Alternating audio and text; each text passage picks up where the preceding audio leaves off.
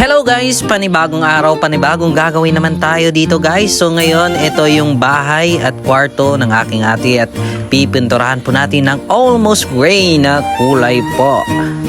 Bali, nagumpisa akong magpintura nito guys mula gabi. At tapos pagka umaga naman, ipinagtuloy ko yung aking pagpipintura guys. Kasi alam natin na dadating yung ating ate para matingnan niya din kung ano ba yung itsura ng ganitong pintura. At habang nagpipintura ako guys, meron ding pumupunta, tumitingin kung gaano ba ka ganda yung aking pintura. Pero yung sabi nila is madilim daw.